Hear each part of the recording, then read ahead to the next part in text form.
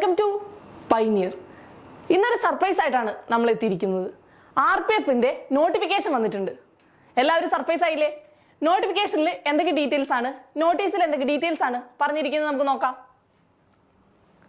Government of ഇന്ത്യയുടെ ministry of റെയിൽവേസിന്റെ notice ആണ് പുറത്തുവിട്ടിരിക്കുന്നത്. എന്നാണ് പുറത്തുവിട്ടിരിക്കുന്നത്? 2/1/2024 ജനുവരി 2 2024 നോട്ടീസ് പുറത്തു വന്നിരിക്കുന്നത്.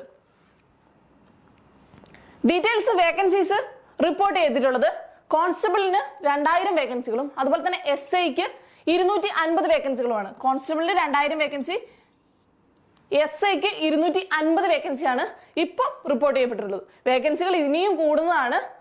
RPF നോട്ടിഫിക്കേഷന് വേണ്ടി കാത്തിരുന്നവർക്ക് വളരെ സന്തോഷം നൽകുന്ന ഒരു നോട്ടീസാണ് ഇത്. RPFന്റെ ക്വാളിഫിക്കേഷൻ നമ്മൾ നോക്കുകയാണെങ്കിൽ കോൺസ്റ്റബിളിന് മെട്രിക്കുലേഷൻ ആണ്. 10th പാസ്സായവർക്ക് അപ്ലൈ ചെയ്യാൻ പറ്റുന്ന പോസ്റ്റ് ആണ് കോൺസ്റ്റബിൾ പോസ്റ്റ്. അതുപോലെ തന്നെ സബ് ഇൻസ്പെക്ടർ പോസ്റ്റ് ആണെങ്കിൽ ഗ്രാജുവേഷൻ ഉള്ളവർക്ക് അപ്ലൈ ചെയ്യാനായിട്ട് പറ്റുന്ന പോസ്റ്റ് ആണ് sub inspector post. Salary scale നമ്മൾ നോക്കുകയാണെങ്കിൽ നല്ലൊരു മികച്ച സാലറി സ്കെയിലാണ് നമുക്ക് തന്നിട്ടുള്ളത്.